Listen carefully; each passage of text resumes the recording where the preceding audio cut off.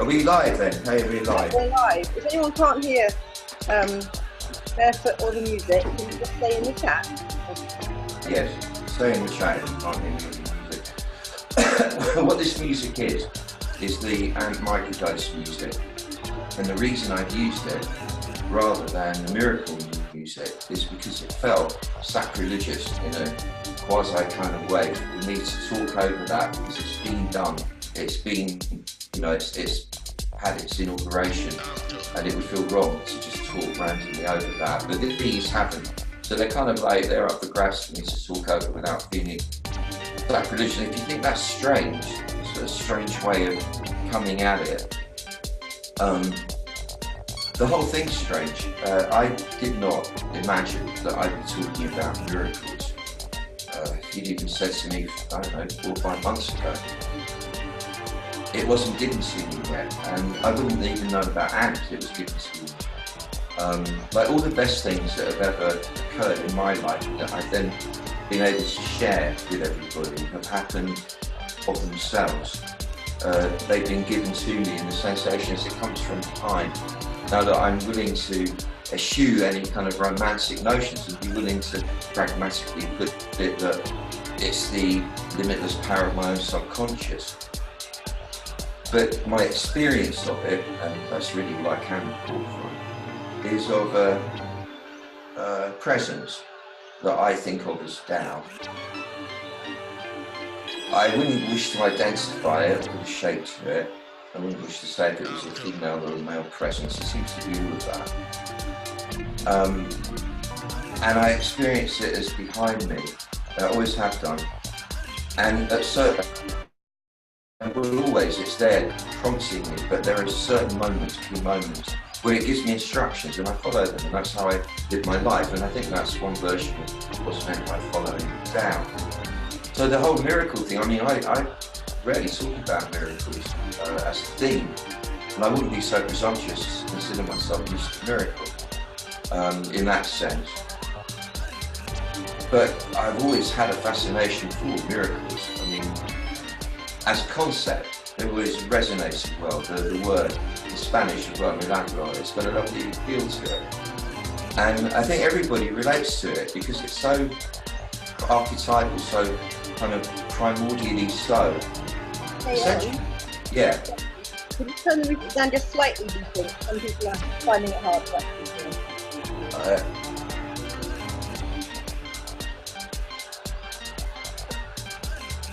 Yeah.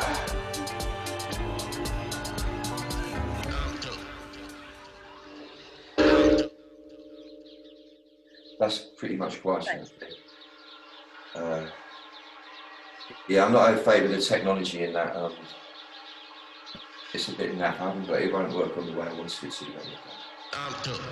Am I here now? How is it now? Am I coming through loud and clear? You are to me. So if anybody still can't hear Barefoot, just stay in the chat. That sounds good to me. Good.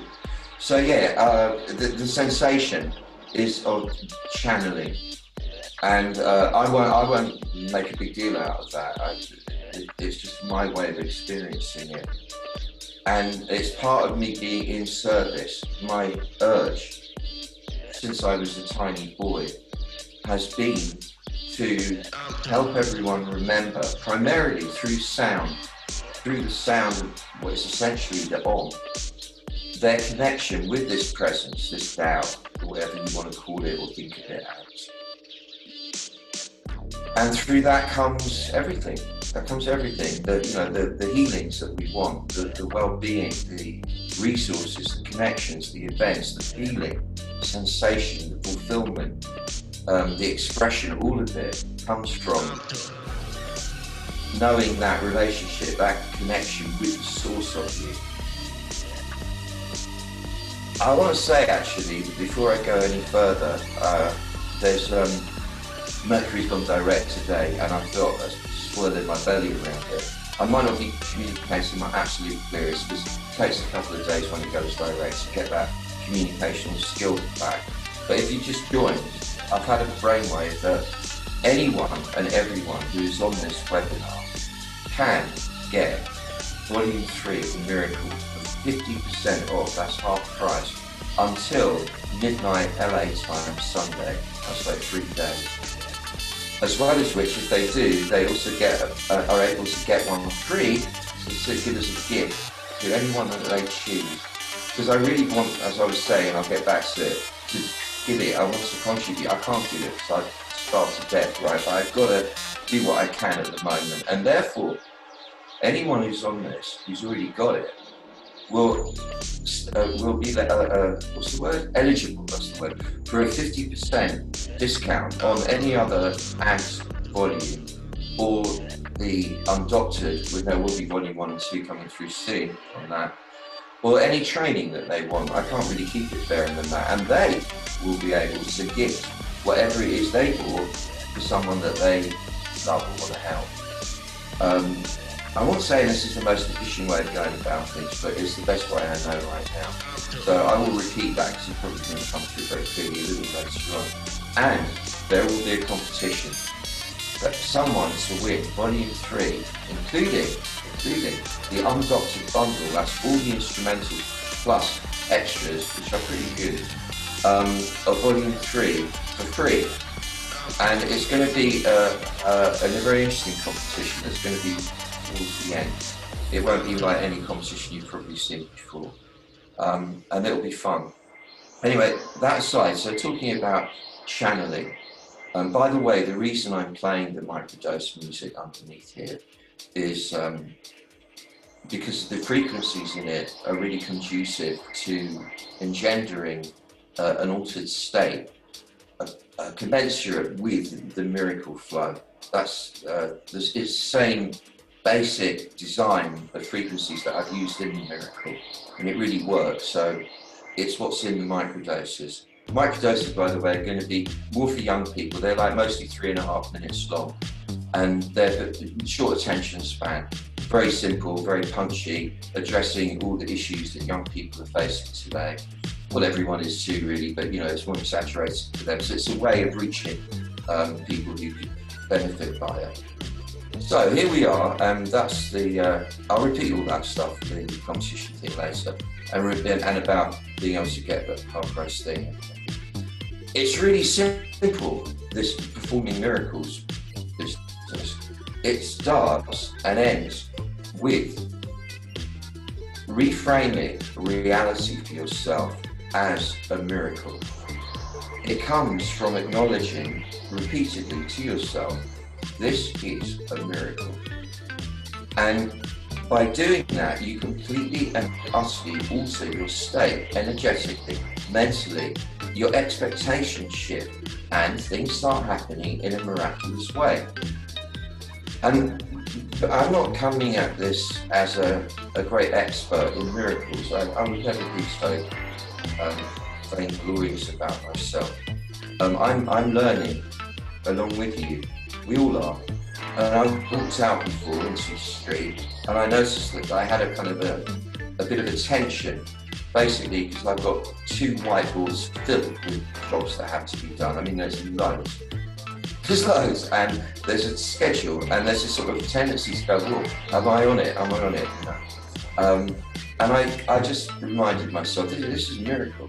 Existence is a miracle. And as I did that, a physical shift occurred in my body. And a couple of people smiled at me, I smiled back at them, did what I had to do, came back here, feeling in a different state, just from a nanosecond of intervention. The basis of this, I'm trying to lean into the mic here, is the way I see it, there's kind of 5 prongs to what I'm going to be doing with you here. The first one is shifting your vision mode. Can I interrupt? Sorry, I mean, so yeah, of course. Slow. Some just say, can it be quieter, a little bit quieter still, because they're missing some of it. Yeah. Yeah, no, I hang on. It's quiet in places, I think, and then it seems to get a bit louder when you go. What you're saying is so wonderful. I don't No, thank you. No, that's good. I'm glad everyone tells me, because I don't know. I haven't got a mixing desk for this bit of apparatus here, so it's all a little bit dodgy. But anyway, thanks for putting up with the lack of professionalism.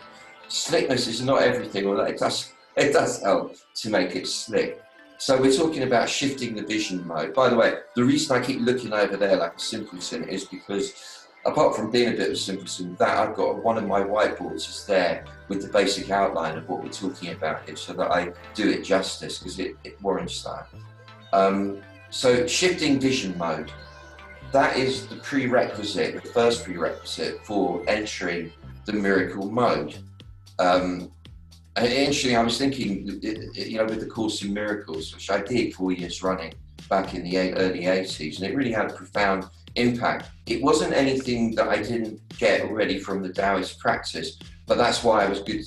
That's how I've always done things. It fits in what I'm doing. It's beautiful. I don't mind what language is being used. And I always had great respect for that. It always feels genuine, channeling, and it really helpful. And so that's what made it okay to do the miracle. It wasn't as if I hadn't explored the miracle realm, if that makes any sense. And the whole notion of the quantum jumping, which is what miracles are, that's fundamental to the whole Taoist Wu Wei practice of manifesting what you want. So your first job, or your first step, is shifting your vision mode, the way that you're seeing reality, where you're looking at it from inside your body. And then therefore, how you're describing it to yourself. In other words, the story that you're couching the descriptions in, the way you describe reality to yourself, because that directly determines both the experience that you're having and, that's funny, the music just went completely off there. It's just, you know, yeah, both the experience you're having and the outcome of any situation that you're in is completely and absolutely predicated on how you're describing the whole situation and your place in it to yourself. And the ability to see everything from the transcendent perspective derives from shifting your vantage point back into your back brain. Yeah, I was going to say, in the Course in Miracles, in those days, people, I think it was even in there, the word miracle-mindedness. You become miracle-minded, and actually what this is miracle mindfulness. So you're becoming mindful of the miracle of yourself and of existence. And the Taoist system, one of its unique advantages is that it is all hinging on how you shift your consciousness within your body. That alters everything. Bringing your vantage point from which you're gazing out at the world into the back brain completely shifts you into the power mode. You become the hunter-gatherer ancestor, the omniscient self. You're accessing the limitless awareness of your subconscious mind. And that is whence comes the so-called superhuman powers. The power when you're doing Tai Chi, for example, to literally hurl someone across a room with no more than what they say 4 ounces of pressure, because your intention is so strong that you manage to kind of connect them onto an energy circuit that then carry them across the room. This comes from being in the back brain. And when you got yourself into the back brain and you then, rather than subscribe to the story that's running behind the forehead that you concocted about the world with the help of society, of course, rather than subscribe to that, instead the story becomes, this is a miracle. Me being here to witness this is a miracle. Me being here to be able to think about it is a miracle. It being here is a miracle. This is a miracle. And by describing the story to yourself, or telling yourself the story that this life you're in is a miracle, which is not a story really, by describing it that way, it then automatically, spontaneously mirrors that back at you by revealing its miracle self. In other words, instances of synchronicity will increase. and opportunities will occur without effort on your part. Things will just start happening for you in a magnificent, elegant, beautiful way. So what I want to do to start with, in this, this is the first one. No, before I do that, let me just go on to what the other 4 stages are. So the first thing is shifting your vision. The second one is dismantling the linear-based or the linear-bound trance that you're in, whereby you describe life as a linear process and you get hooked on the next event and the next achievement or the next connection with someone, as if that is going to make it all worthwhile. That's going to give it the meaning that if you accomplish this, it's all worthwhile. If you reach that point, do this thing, become this person in the play, it's all been worthwhile. Rather than seeing it all as an amazingly worthwhile anyway, regardless of what actually occurs or doesn't, because this is the experience, it's a miracle. Dismantling the linear trance. In other words, dismantling the story that you've told yourself about reality and which you've mistaken for reality, the story that occurs in the forebrain and the emotions that react to that story, even though it isn't actually real, the fear that you can produce in your body by telling yourself a story and so on, or even the joy that you can manufacture from telling yourself a different story. To dismantle that enough that it stops obscuring the miracle awareness. So, of course, as I walked outside, the sense of I've got lots of things to do, yeah, and I need to come back and be back here in time to run the webinar, for example. Yeah, that's partly there. The old patterns from childhood of got to keep up, or, you know, my dad saying, come on, get out of bed, you're late for school, and all that stuff that conditions us when we're very young. That's still running in the front of me somewhere, but the overall self is in the miracle state. This is a miracle and everything is beautiful. And this is a discipline, by the way. It's something that has to be continually repeated so that you remember and remain remembering, because that's what activates it. So dismantling the patterns, basically, which obscure the miracle realm. And that's why we were doing, during the process, nothing has any intrinsic significance. In other words, it's a story that I made up.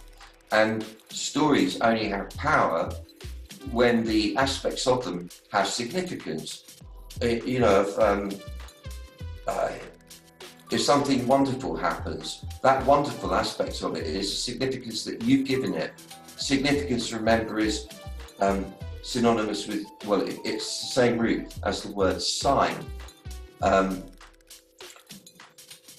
So if something, it's like a signpost in the great mystery to give shape to life. So this happens, I give that the significance of good. Right, then my life is good. That happens, I give it the significance of bad. Then my life is bad. Whereas if I stop doing that, if I realise that these significances that I've ascribed various factors are merely just arbitrary, there is no ultimate significance to anything. Or you could say there is absolute significance to absolutely everything. All of it is the Tao. All of it is part of the miracle. Yeah, I'm just moving something there. So I could see if I wasn't looking like a monster base. It could have just been vanity, probably had an element of that, I don't know. Bear with me, I am human.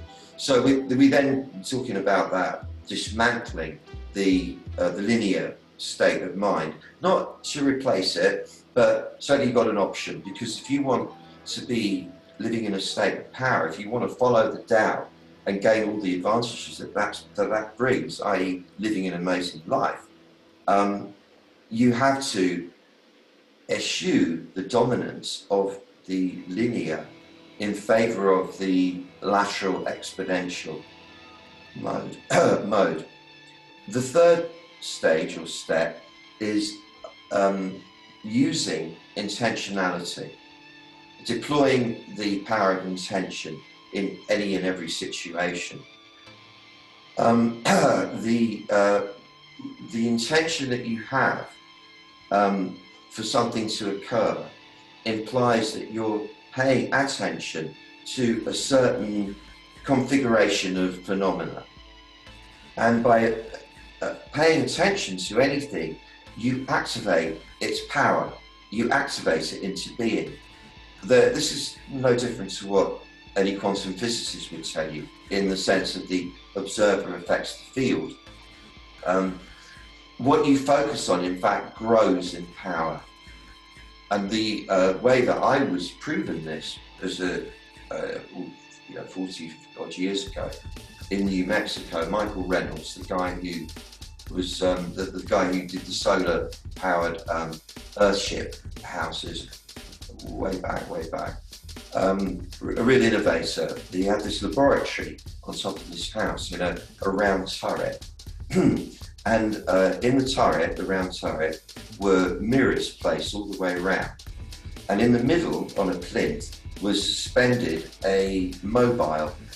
Now, this mobile had nothing mechanical about it, other than it was absolutely perfectly constructed. So it was perfectly poised. And the experiment was, and the purpose of the mirrors, was that you'd be looking away from it and you turn your eyes towards it. And as you did, it started to rotate.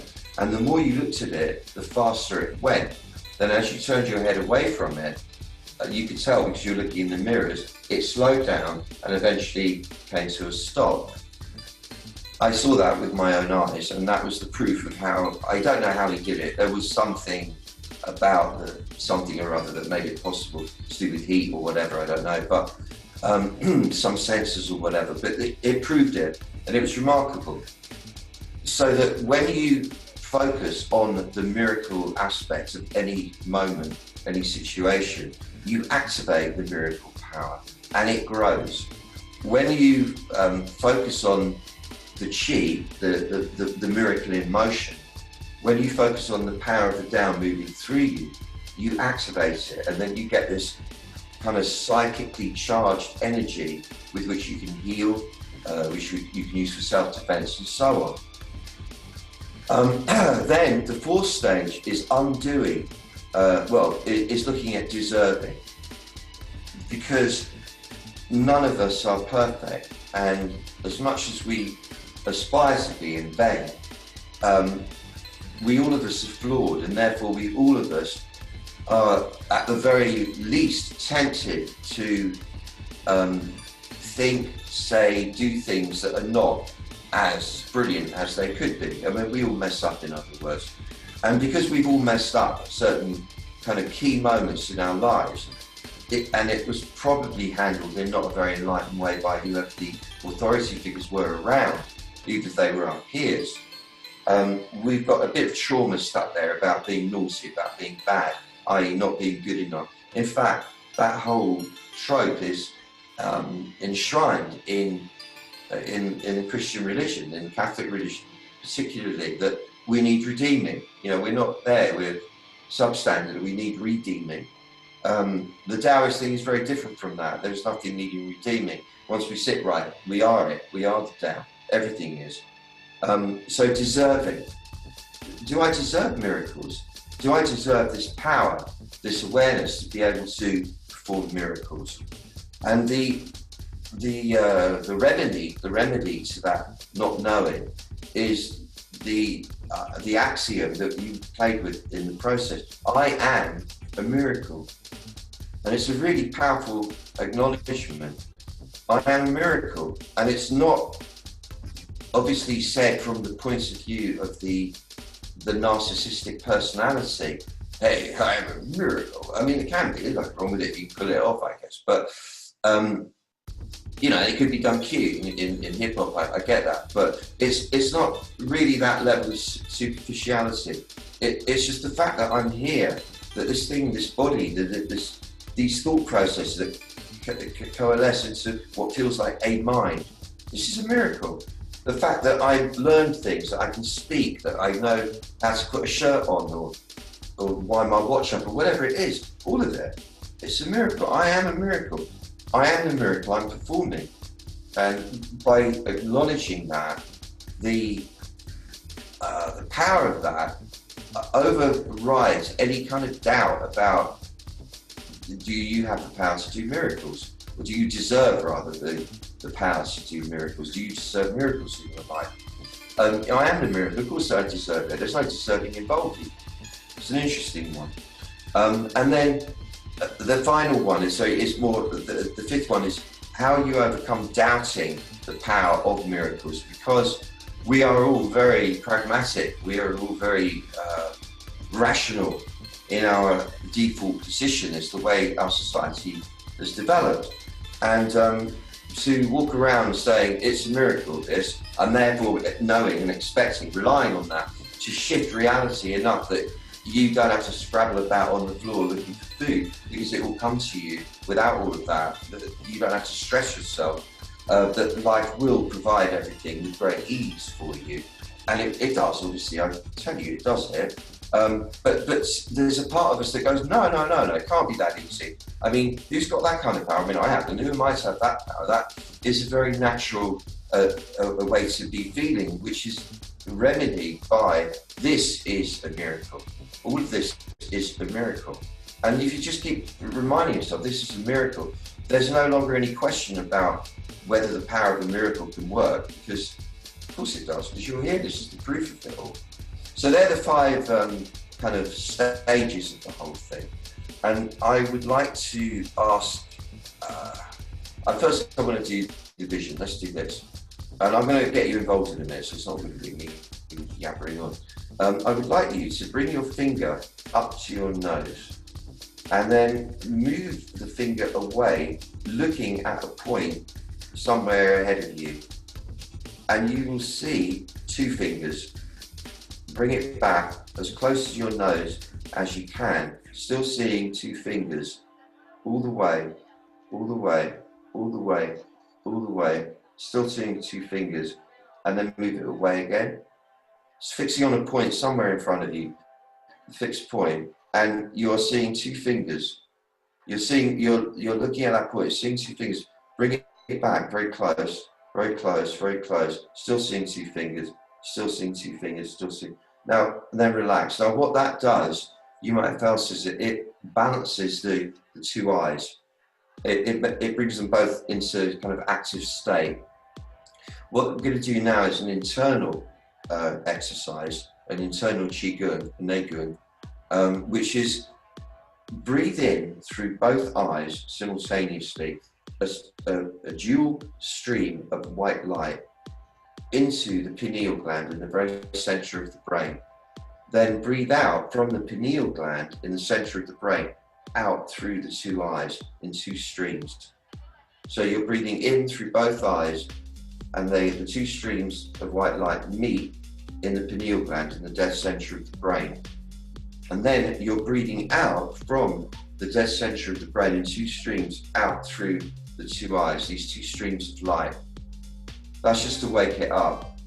Okay, now breathe in through the middle of your forehead, through the opening of the third eye, a stream of white light into the pineal gland in the midbrain, and then breathe out from the pineal gland through the two eyes in two streams. Again, breathing in through the middle of the forehead into the pineal gland, from the pineal gland out through the two eyes in two streams of white light. And again, breathing in through the pineal gland, the third eye rather, into the pineal gland, and out from the pineal gland, out through the two eyes in two streams. Now, breathe in two streams through the two eyes, streams of white light, into the pineal gland, and then one stream out through the middle of the forehead. Again, breathing in through the two eyes, two streams of light into the pineal gland, breathing out from the pineal gland in one very powerful fine stream through the center of the forehead. And one last time, breathing in into the pineal gland, two streams, breathing out from the pineal gland through the forehead, out through the forehead in a really fine, strong stream. That you might have felt a little glimmer of what was going on there, that sensation. You're probably feeling now the forehead quite activated with energy. It's a really, really powerful technique. The amount of things that is used for is almost limitless. But for example, if you're healing somebody, if you were working as a healer, or if you've been fell upon you to do that. Before doing that, if you can, before touching it, if you do this exercise, it will give you such focus, and you'll be given the information you need to do what you have to do. If you're involved in a difficult negotiation or contretemps with somebody and you do it, it will bring you perspective within a moment, and you'll know exactly what to say. You'll see what to do, and it will all resolve. If you're manifesting something, you want something to happen, you create that stream of light and you focus it onto an image of what you want. It will really trigger it into being. That's why I wanted to do it here. We can use it later in the intention thing. There's loads more. It's used in martial arts, of course, in the midst of kind of dangerous situations. If you create that, you've got the focus, nothing will deter you, nothing will throw you off knowing what to do. Now, what I'd like to do is that there were the exercises where we were talking about the significance of things, and that there is no significance to anything, that you've given all the significance you have to things, and how that might somewhat dislodge the story that you use to describe your life. And I'm wondering if there's anyone at the moment who is going through a difficult time, facing a stern challenge, and would be willing to talk about it in broadly, without going into too much detail, obviously, and describe whether, just to do that, maybe to see if they had been applying the technique and whether it had loosened up the feeling of the whole situation. Yeah, I want somebody with a challenge going on to tell me about it, and we can talk about it as an example. So whoever really pops their hand up first. Okay, and I know Whirly's going to do all that. Yeah, sorry. Now Sarah's had a hand up for quite a long time, so I assume you're meant to, Sarah. Yeah. If I can enable you to talk. Right, you should be able to talk now, Sarah. Are you there? Are you muted?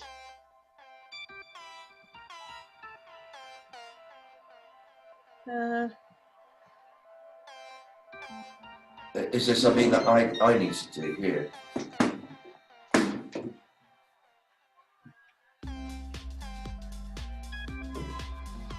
Do you want to maybe flip to somebody else and come back to Sarah later?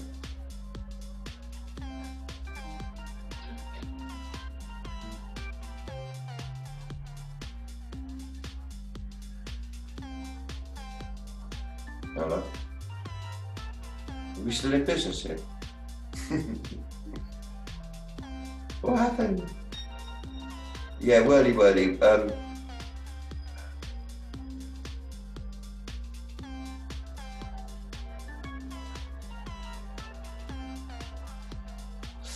Well, no matter. It's all right. We'll get back to this in a minute. No point sitting there doing nothing. So look, the next stage is, we'll come back to that. I want to know. Sorry, I muted myself by mistake. Sorry. All right. Yes, Sarah put her hand up by accident. All right. So is there anyone else? But who's the next one then? There's no one at the moment. Claudia has written saying, could you write down the process of the breathing to the pineal gland, so I can put that in an email to everyone.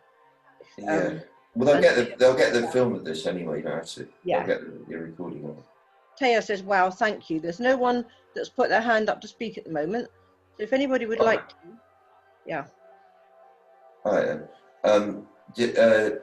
So then let's go on to the dismantling of the linear.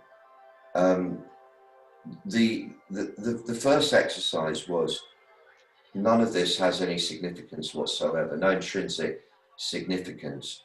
Is there anybody who would like to share what was the most difficult thing to actually relinquish significance investment in? We have 3 people now without wanting to speak. All right, well, yeah, the first one. Yeah, first one is Leah Shire. I think you might be activated to talk now, Leah, if you're there. Leah, more. Yeah, are you there, Leah? Yes, yes. Ah, good. Hi there, how are you? Hi, good, yeah. I'd actually raised my hand about the challenging thing. Yeah, go on, yeah, tell me. But I've been feeling kind of weird since the day one of noticing what your eyes rest on, noticing your thoughts, because what happened was I became aware of it seems like, hell, my day is spent like not really looking at what's happening, but just constant stream of thoughts. And then having to pay attention to them, I started to see that a lot of them were based on things that weren't true, assumptions, and yeah, it's all been quite Wow. I think at the start I would say it was really unnerving. I don't know why I'm laughing, but yeah, I like the way you say that. Yeah. Because we identify with the difficulty, don't we? So when it starts undoing, we lose a bit of identity. Yeah, that's really it seemed like I started to really pay attention to the thoughts, and then they just became less and less and less. So then there were also sort of being aware of feelings and paying attention to them. They were less and less and less. And then I started to feel kind of afraid of, there was just this silence of no thoughts are happening, no feelings are happening, and I seemed, it was as if my eyesight had suddenly gotten much better, and things looked clearer. And I'm sort of still in that place where I'm not used to the stillness and the quiet. And I find myself sometimes just staring at things for no reason. Yeah, me too. You know, it's weird, when I was a kid at school, I used to stare out the window. And I remember, just gazing, it was meditating, you know how it is. And I remember the teacher shouting at me to stop doing it, and I got frozen with it. I didn't do it for years. Learning to meditate was so difficult at the beginning, until I realised that's what it was. And it's still taken decades before I now have got this skill back of just gazing off into space. And it's so soothing and healing, isn't it? Emptying the whole machinery for a moment. I think just I think I've had a busy mind and a body that's tended to be very tense. It's always things to do, people to see, places to go, blah blah blah blah blah. Sort of always on the go. And so this past week, it seems like everything's just geared down, and it's lovely. But then I feel like I'm disappearing. It's like I feel like I'm losing my identity, because I was so identified with thoughts and feelings, and they're not happening. And I'm kind of looking around at the world that now looks kind of fresh, and I feel a bit like a ghost. Well, I think we have to honour the fact that the identity is only a story anyway. And that, it's to do with that bit, that what stops that being unpleasant is keeping the heart open in the front, because that connects us at a soul level to everybody, and somehow in that the identity is felt. It's the identity with the soul, that's the real identity, and that's not something we can put in words. It's an imprint, a template, if you like. Right. think maybe it's vulnerability I'm feeling then. It just rises sometimes when there is that complete stillness. Or I don't know, it's like just a little alarm bell that kind of goes, oh, but I've got to make sure I'm safe. I'm not sure if this is safe. Yeah, okay, so then that falls away. Yeah, so there's that's it. That's the natural animal fear, though, I think. And then I think comes this is a miracle. Me feeling this. This is a miracle that I'm identified with the physical form that much that I'm like an animal on a planet feeling the fear. This is all a miracle, and the miracle is benign. That because I choose it to be. I'm assuming it to be. Therefore, it is, and therefore I don't have anything to be afraid of, and I can relax. And that's a continual process. Yeah. The heart being the key, keeping that open. Rather than focusing on danger, focusing on safety, deliverance. Yeah.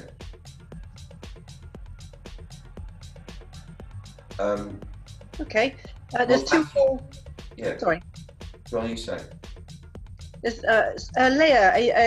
Yeah, there's two more people that would like to speak, if that's okay. Yeah, of course. Right, there is Claudia, who I'm just hopefully promoting so that she can speak. Claudia, can you? Yeah, you're live, I think. I think you got Leah back. Oh yeah, now you have Claudia. Yeah. Hi, Claudia. Oh no, not yet. Hold on. Right. Just trying to get the just trying to get the unmute. Yes, you should be unmuted. Claudia, you there? Should be free to able to speak now. You're live. The mic's live, so maybe we'll go to Yeah. Sarah Avila. Your chat. And not quite yet. I have to promote you to a panelist so that you can speak. So it's happening, right?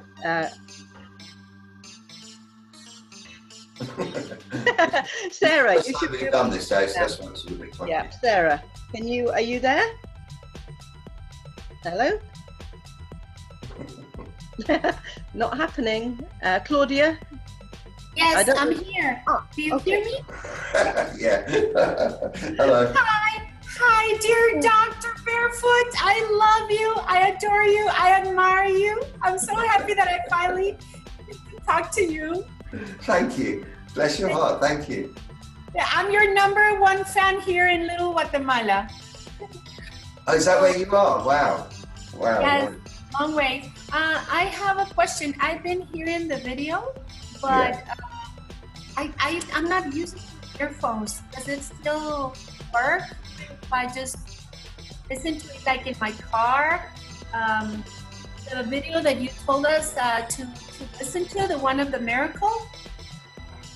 Unfortunately, it's cutting out a lot of the sound, so I didn't really catch a lot of that. But I think, am I right in thinking what you're saying is you don't like wearing earpieces or headphones, you'd rather listen in the car? And is it all right to do that or something like that?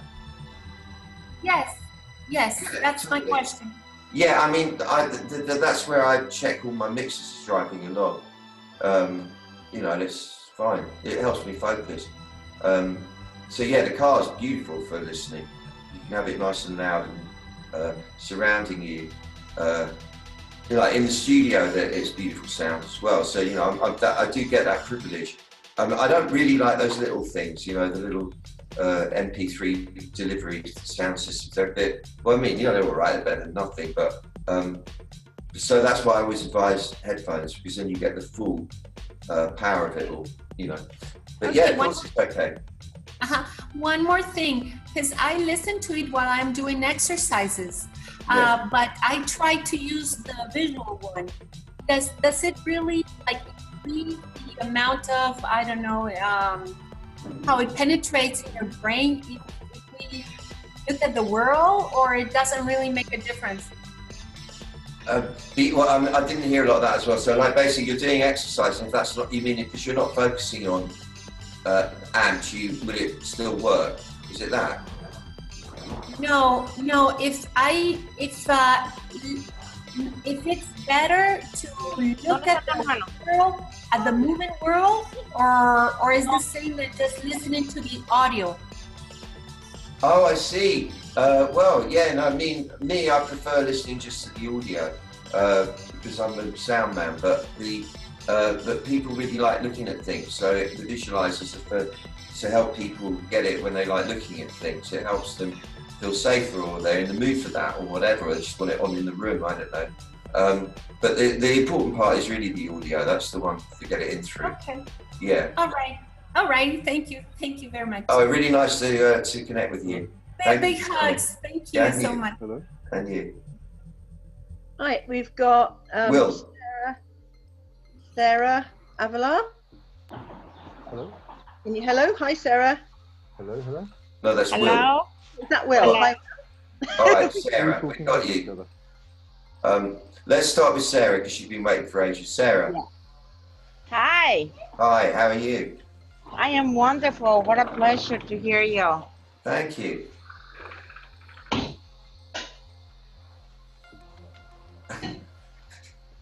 Yes. Hello, Sarah. You still there? I'm here, yeah. Hello, Sarah. Yes. Yeah, Sarah.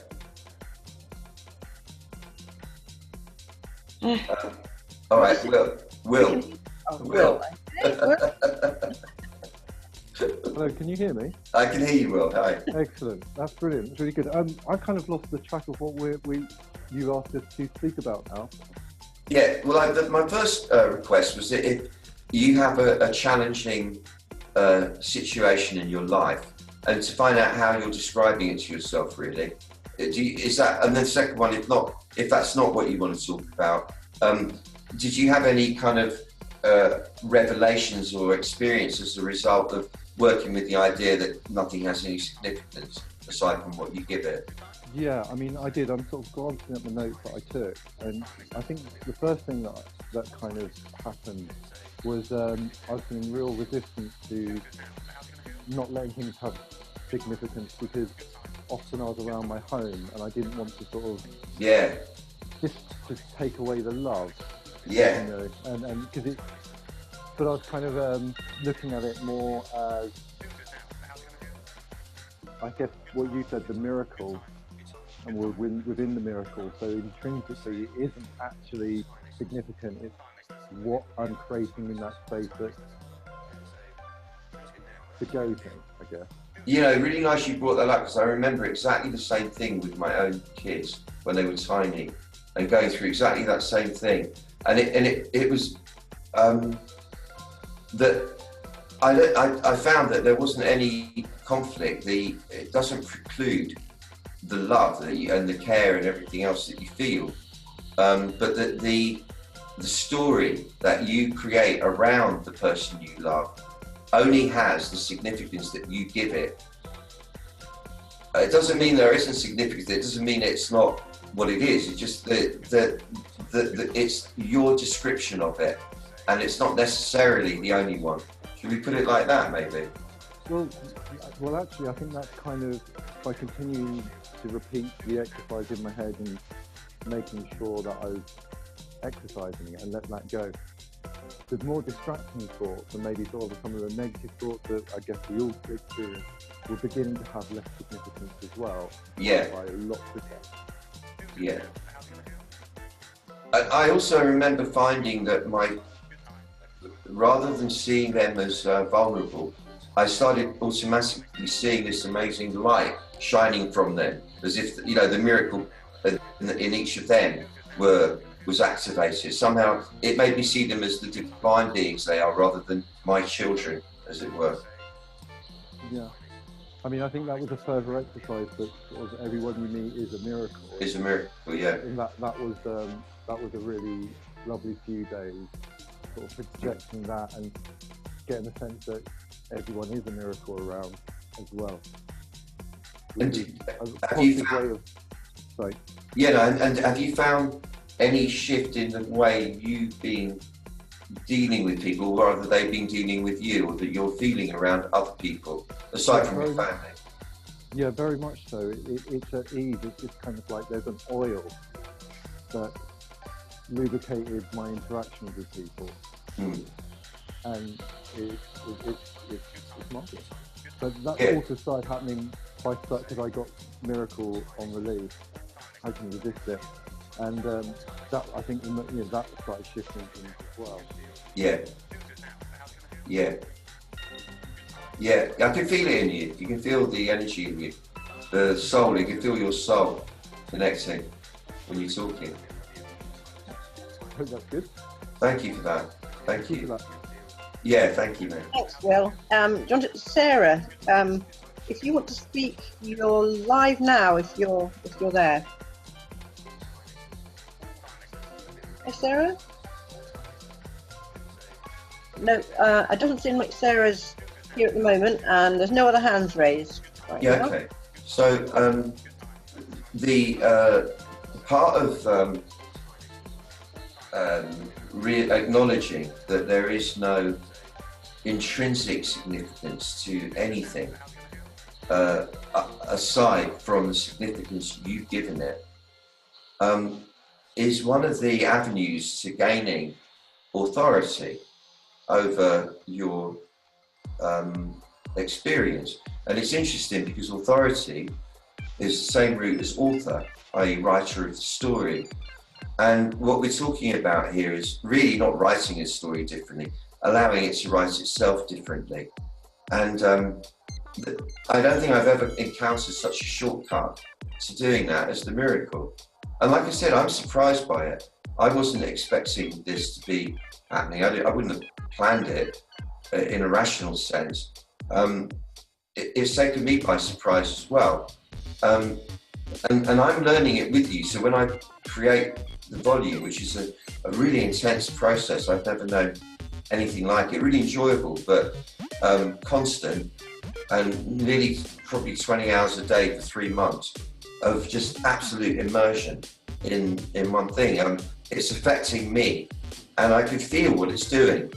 And bizarrely, once I've done it, it tells me I can't listen to it. I'm not allowed to. And I really feel it right now. It's as if I have to let it be and give it to everybody. And anyway, then I'm already working on the next thing. So, and until it becomes a live show, I won't be listening. I haven't heard any of the volumes. It's weird, that. It's weird, isn't it? It feels like I know I'm not allowed to. When it allows me, I will, of course. Let's move on to intentionality, developing the intention. Because what you focus on grows. Now, I find that the more broad-based you can keep your intention, the more space you allow the Tao or the Miracle to express itself in. And the more space you give it, the more magnificent it can be. The more you confine it, the more limited it will be, because you're trying to confine it within the parameters of your own story. And but there are times, in fact often, in fact always, probably really, it's always when you want, you need things to happen, and mostly it can be left open. It's like I just get everything I need to make it all roll. But there are certain moments where you've got a huge task to complete, and there has to be the intention applied to it that I can do this, and I will do this, and I'll do it in a beautiful way. I'll feel good doing it. The result will be amazing, and it's my offering to everybody, the whole process. For example, there are times, and it's happens to everybody, this where the cash flow goes wonky, and you're afraid that you might not be able to keep going or whatever. And at that point, it's required that you focus your intention on it resolving, and that you will get what you need, and that any kind of ebb will only be followed by a flow, and that rather than go into fear, you go more into trust, more into let go. And that would be an intention, for example. You can also see the result but rather than fixate on the external effect, you focus on you having the experience you want to have. So if, for example, you really need, you know, an amount of money to get out of trouble or to pay for whatever it is you need to. I don't like really the money thing. It's not I'm obsessed with it. It's not that. It's just that I know it's something that everyone relates to because it's, you know, it's a thing, isn't it? You can picture yourself looking and feeling totally relaxed and relieved and delivered from any possible danger or inconvenience, knowing that that look that you see on the face of your future self could only be there if all the bits and pieces were in place to support it. Support it. Which would mean that the money's come somehow or other. So you can do that. If, you know, a lot of people, you know, I'm helping people all the time. So there's the relationship thing's a big one. You know, oh, he's just ignoring me, he doesn't love me anymore, you know, and all of that stuff. And rather than focus on whether he or she is going to be there in that love story with you when you wish them to be, you focus on you looking totally fulfilled in love. Whatever that means, however it's come about, you are feeling absolutely found and sound and beautiful and fulfilled and replete with all the love there is in the universe, without having to know what that looks like, who's delivering it to you, and so on. You just focus on yourself. So you're allowed to do that. But what I'm finding with the miracle mindfulness is that it's very light and very momentary. The way that you apply your intention to the miracle flow is with great respect. It's like the queen of the land is passing through. It's not like you're going to grab her and go, "Oi, Majesty, look, do this for me, will you, love?" You're not going to do that. You exercise more. You be more demure about it. You know, you be like not obsequious or subservient, but adding your request somehow in a beautiful way that would make the Queen go, "Yes, of course, my beautiful subject, you can have that."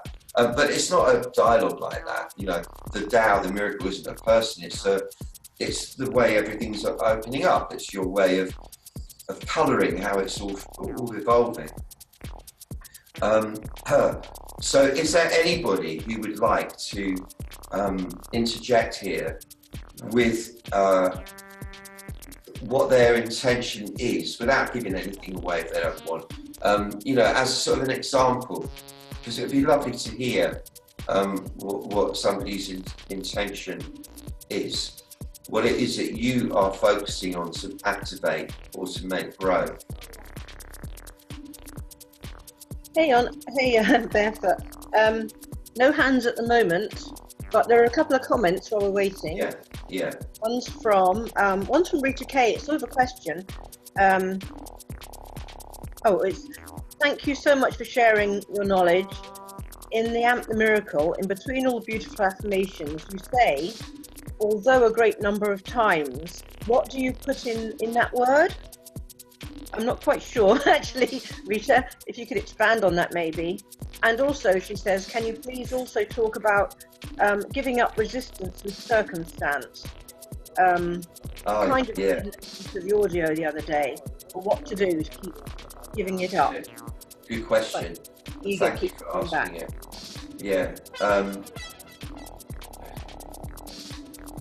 So we're programmed to resist what we have an aversion to, obviously, and we're kind of programmed that we'll look at any situation and find what we don't like about it more than what we do like about it. And there's a feeling that if we don't resist, we'll be bowled over and that'll be the end of us, which in some ways is true. But when you can cognitively intervene and say pain in the body somewhere, and the instant reaction is go away, get rid of it, get it out of here, do something, take a painkiller, move the body, stretch, you know, get a massage, acupuncture, whatever it is, make this pain go away, change it. And what I found over the years, forgive me if this is me repeating myself, you've heard me say it before, but it's really important, is that I go, look, this pain is the Tao, it's the miracle expressing itself through me in this moment in a quite extreme way. And I love it. I love this. I love this pain. I love it. I love it. I love this pain. As soon as I do that a few times, I actually feel that love. And then that pain, i.e. the Tao expressing itself as that pain, becomes my ally rather than my enemy. Suddenly I'm working with it. And kind of in that instant, usually that pain is gone. And I might have to then repeat it a few times, but I then apply this to illnesses, healing illnesses. And it definitely seems to be the requisite that you, at some point in the process, go, yeah, I love this. This is the Tao. Comes to be in the form of an illness, and I love it. I love it. I love it. And then it starts to work with you, and it's a difficult thing to do. It's hard. It's not easy. You have to surrender to it. It will start turning at that point. So whatever you're resisting, if instead you could see it as an aspect of the miracle and embrace it instead, love it, and go through the process of whatever that requires to love it, it will start to perform as a beloved rather than the nemesis. I hope that answers your question. I see we have Elizabeth here. Yeah, I shall unmute Elizabeth now. There we go. Oh, I can also, I think, Elizabeth, if you would like to, be on video. So if you don't want to, just turn the video off your end. But I'll see if I can... No, actually I can't, so never mind. You should be live now at least. Okay, hi, do you hear me? I hear you. How are you? Oh, I'm good, I'm good. It's nice to be here with you. Lovely to be here with you. So I wanted to talk about the intention thing, because what I find very wobbly and difficult is the right amount of being with people and feeling companionship and feeling close to people, and again it's so good and I feel myself rich, and then I'm torn out of it and I somehow feel that it's not enough. And I somehow feel like it's not really sliding, you know, it's wobbly, it's difficult. And for other things like money, I get the feeling that I have a good way of doing it. I can keep the flow. And from time to time I can just remind it. I have this wonderful nice little statue with a slit for the money in, and I just remember that little statue every time when I feel that money might be coming in. I just caress it slightly, or I just think of it being very magnetic, and it's good. Yeah. So for that I know how to do it, but for this feeling of being alone, or for this feeling of not being understood and supported, or just coddled, you know, for that one I just don't get the flow in. So maybe you have ideas for that. I do. I mean, I have to desist from going into preach mode, but if I'm in my back and I've got my heart open in the front, I am viscerally aware that I am a node of consciousness in the continuum, that I'm not a discrete, separate, individuated entity, even if I describe myself as that I am connected to everybody. So in potentia, I'm able to connect in real terms with everyone on the planet, potentially. And then what comes is moments of loneliness, where no matter how much practice I do, I will be beset with literally just a moment of, oh, I feel really lonely. And it's not just alone, I feel lonely. And what I used to do was fight that and immediately phone somebody or try and sort out being around somebody, or just be really upset that I feel like a real loser because I was feeling lonely. And then I remember coming into to a station in London after being up north in England in the rain all day at a meeting. It didn't go well and it was boring. And I got back there and it was all cold at night and people were getting met off the train, but I wasn't. There was nobody meeting me. I wouldn't have wanted it anyway, but I felt that, that lonely thing. And I was just about to do the reacting thing and phone up a friend to get that company or that feeling of comfort. And I stopped. I went, lonely is only lonely. Just feel it. And I was in my back and I let go of my breathing and went, yeah, it's fine. In fact, I love it. This is really quite interesting. It's really intense and I can be with this. And within a breath or two, I wasn't feeling lonely anymore. But I felt really empowered. And at that point, I remember the connection, the feeling of connection with the big presence, like behind me, grew by exponentially. And I think it was from that moment on, I've really never been bothered by it. I might get a vague moment of it. What we do have to honor, though, is the fact that there's a sort of an energetic connection that occurs with people. And there will necessarily be a feeling of loss when they move away from us, as you know. It's like something being pulled from your field. So you acknowledge it, you let that happen, you let it go, and then you let yourself be emptied, and then it starts again. It comes back again, the flow reinstates itself. So when, if you need company, you just have to say to the Tao, bring me people, bring me company, and it will bring it to you. Not in that instant, maybe, you know, it's going to take maybe a few days or whatever. But that, I think, would be all I could say about it. You've got to be in the back with the heart open, feel the connection to everyone and everything. Know that you have the right to say to the everything, hey, come to me as people, and then the patience to let it happen. And know that when they go, there will be that feeling, but that emptiness will very soon be filled with more joy. And the more you're in the back, the less you feel held in thrall to the comings and goings of others. It becomes much more equilibrated. Mm-hmm. Is that helpful at all? Yeah, it's helpful. What I think while I listen to you is that what I'm missing is the opening of the heart, because when I go into the back, I kind of relax and everything's fine anyway. Yeah. And I just think to myself, actually being alone is good and being connected to the Tao is good. Yeah. But then I just don't feel like engaging with life anymore. And that scares me, because I am here as a body and as a person, and just retreating into myself is you know, it scares me that I'll just not go out of the cave anymore, you see? I get you.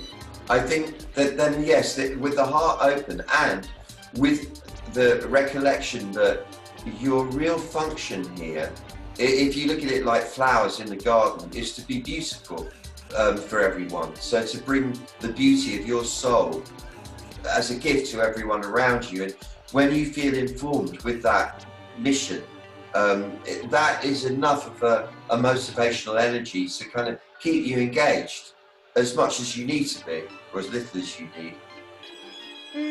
Yeah, that's important. That's nice, because this function is probably the other important thing. Yeah, I get that. And it's nice to have just a mission to be beautiful and nothing else. I like that very much. Thank you. No, you're welcome. But one more thing, the thymus at the upper chest. If you concentrate on the upper chest and moving it forwards and upwards a little bit without arching the back, that it acts like lifting the hood over the mouth of the cave, and that sort of lifts it, and then the heart can open underneath that. That's the correct way to get the heart open. Okay.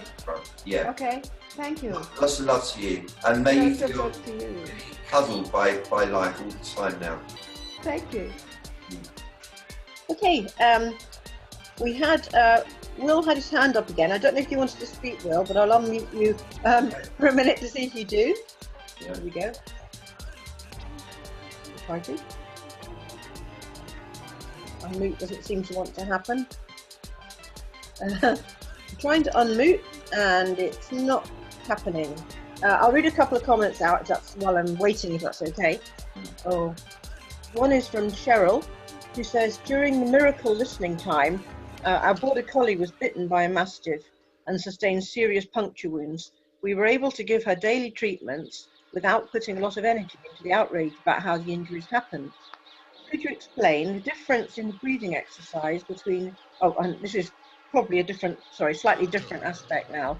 There was that while she was listening to the miracle. And the second thing is, could you explain the difference in the breathing exercise between in through the eyes and in through the forehead? Do they have different effects?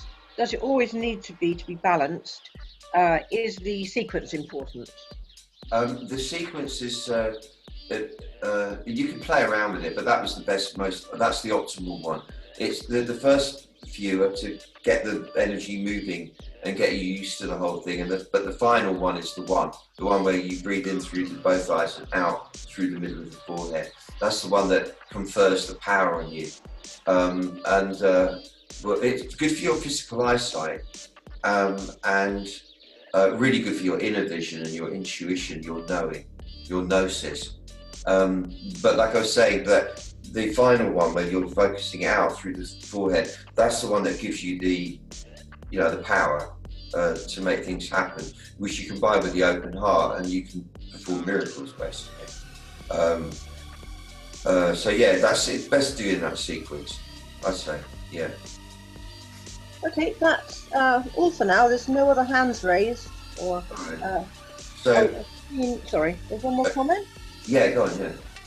Sabine says, I noticed that listening to the track in the afternoon, it gave me so much energy to stay up until 2 or 3 a.m.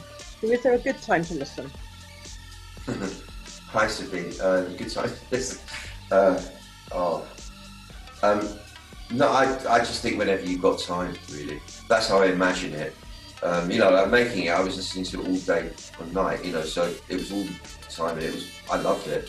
But I imagine for people, it'd be whenever you can, like on your way to work, when you can use it to sleep with. Really good, it weirdly works for sleep, bizarrely. So any old time really that you can do it, I guess. I wanted to talk about, before I do actually, I want to just point out that I could not do any of this without Whirly, who is one of them. She is a miracle. If anybody is a miracle, she's a miracle for real.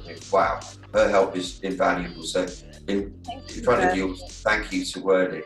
Deserving the I am, the miracle, is really important, and I would recommend that as an affirmation. I am a miracle, I'm a miracle, I'm a miracle. Just keep saying it till you get past the resistance to like being a show off or whatever you got in your head that you shouldn't say that, until it becomes a really pure, neutral statement. I am a miracle, because you are. This will get you past all that low self-esteem stuff, to it just bypasses it all, and the doubting of your ability to perform miracles. Likewise, this is a miracle. This is a miracle. This is the most important of all. To walk around saying, "This is a miracle. This is a miracle. This is a miracle. Being here is a miracle." That transforms reality into a miracle, and then miracles start happening. And it is a beautiful, beautiful way of doing it. I'm so excited by this as a theme. And I don't want to labour it. I don't want to kind of over stress it, but it's good to be aware of it, and it's good to share it with you. And so I wanted you to know, if you haven't got it and you want it, Volume 3, you can have it for 50% off, and you can pay in instalments of up to 5 months, I think it is. Even if you wanted to pay in longer instalments, you can discuss that with Wordy. That's support@bedforddoctor.world.com. That you also will get a free access thing to give it as a gift to anyone you want to. If you've already got it and you're on this webinar, you can have that 50% discount on any other AMP product or training, and then whichever one you pick, you can get a free one to give people. It's just, I just want everyone to have it, and just thinking of ways to do it. So let this go till Sunday night, midnight LA time. Now, before we go, the competition, this is for you to win. Now, what I'm going to do, I've done this before on radio, like, earthly radio in London, and it worked really well.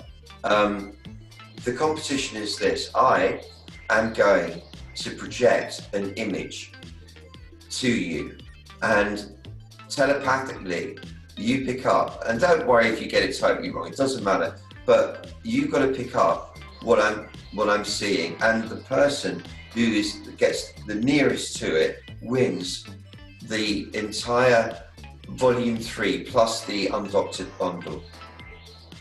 Are you ready? I would suggest you move into your back, you let everything relax, you let all the weight drop in your body, you let your head feel light and floating, and your heart open in the front. You remind yourself that being here is a miracle, that your consciousness is a miracle, that you can be here to receive this image I'm projecting is a miracle. And this is it, I'm doing it now. I will give you a clue. It involves the world, and the rest of it is something that you might think a little mainstream for me to be using as an image. It's quite a standard Western spiritual image that would be associated with miracles. And the next bit of clue is that the miracle that we'd be talking about would be healing humanity in its present condition to a better state. But the image now that I'm sending it now.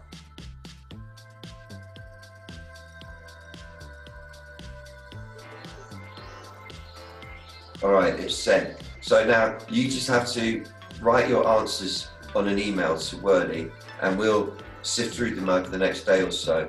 And again, I guess Sunday night, really, probably same time, midnight, LA time, Sunday night. By then we'll have the winner, and we'll announce it next week, who it is.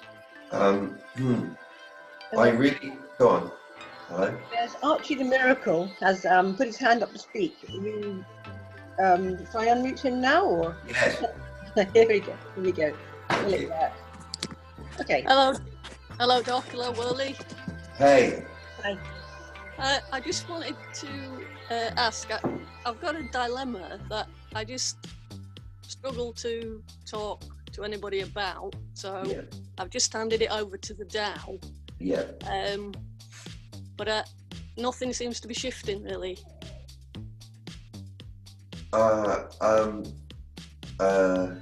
How long ago did you sort of first say I'm giving it to you, you sort it out? Be about 2 weeks ago.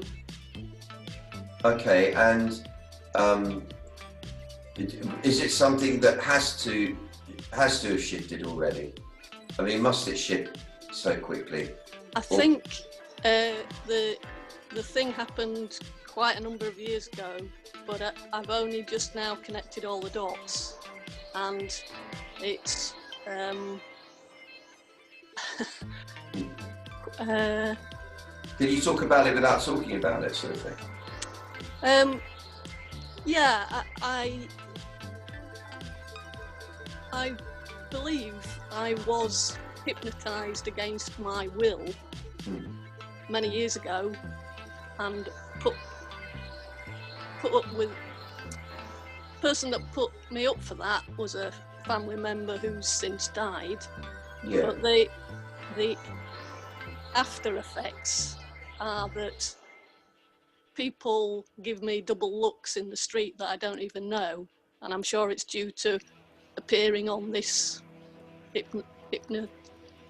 hypnotic show. Oh, I didn't want to be there, and the yeah. hypnotist only ever gave the family member's side of the story, if you like. Yeah. I never got an opportunity to give my side of the story. Right, so the family member puts somebody up in their family for being hypnotized. Yeah. And then it's like a conspiracy between the hypnotist and the family member that excludes the subject. Yeah. Wow, that's weird. Yeah.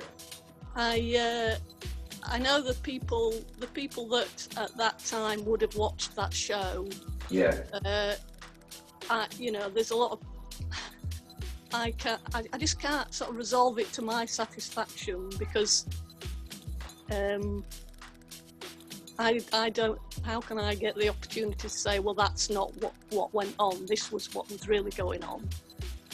And I even thought, shall I write to the hypnotist and let them know how that's affected me, especially as this hypnotist did a documentary about themselves saying what a lovely chap they were.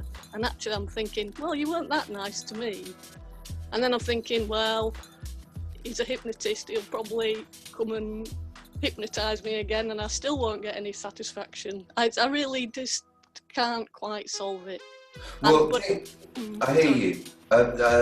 Being hypnotised against your will can only happen in a stage hypnosis setting. It won't happen in one-to-one. It's really, really almost impossible. Yeah, it was. I remember Manchester station, and I remember trying to desperately get out of the station and not being able to. And I remember being extremely cold in the station with the people.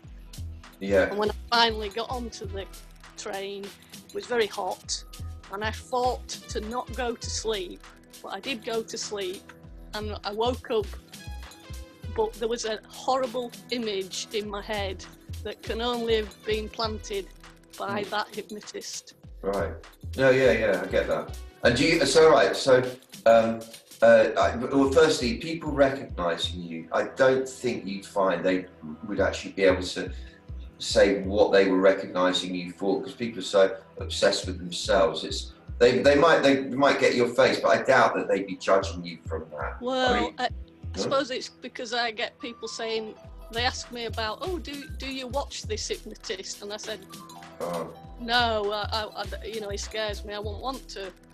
And then they don't say anything, but they've got that, it's when you know somebody knows something, but they're not telling you to your face. All right, okay. So what do you actually want then? What do you want? Well, I suppose it's the truth, really. I don't want to, I would, obviously at that point I was labelled as a certain type of person, and I wasn't that person. There was a heck of a lot going on that never got. All right, so it's your pride. Sorry. It's your pride, right? You want to make sure people think right of you. I mean, look, I've been there. We've all been there. I think maybe we have to go. All right, look. It doesn't matter what people think of me. It doesn't matter. What matters is that I have love in my heart for humanity, and I'm filled with the mission to make people feel better about themselves through my love, and that's what matters. And I am a miracle. This is a miracle, and in fact, all of that that's happened is part of the miracle, and that somehow will dismantle the illusion of it all, because it is an illusion ultimately. In fact, so is hypnosis. It's the art of illusionism. Do you think you could be able to do that? Would you be able to sit back inside and go, this is a miracle, I'm a miracle? I could give that a go. I've been trying to do the peace and forgiveness thing, but still haven't got there.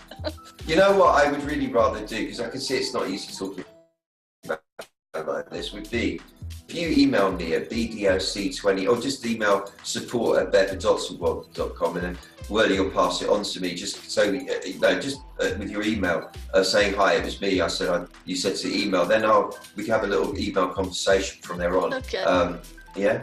Yeah. Thank you. Yeah. Be better that way, because it's too. Yeah. And then you could tell me what actually happened, and we could work on it properly. Okay. Thank you. That's good. All right. Yeah. But it'll be all right though. It'll be all right. Okay, that's it for comments and speaking right now. Okay, so remember the competition. Send emails into Whirly, and if you want to take advantage of the special offer, Whirly, would you say they should email you, or what? Yes, yes, email me is good. Yeah, if they want the offer of the 50% off, yes. All right. Good. Thank you for facilitating. Well done. It's the first time we've ever done it. And thank you everybody for being here. It's been really beautiful. Lovely. So thank you. I hope you've enjoyed it. Sorry, Beth, there are a few more comments. Do you want them now, or shall I pass them on? Yeah. Okay, we've got, first of all, for Colleen, talking about AMP3, she said she found it was brilliant for sleep, and her brain shut off, and spirit let me sleep, I think it is. Yeah, right. And Danny Green says, this webinar is fantastic. So glad he was able to catch it live. No, I didn't know you knew the fabulous Danny Green. I'm honoured. Oh, and Leia said again, how would you suggest reframing when you believe you are powerless in a situation and your health is at great risk? Did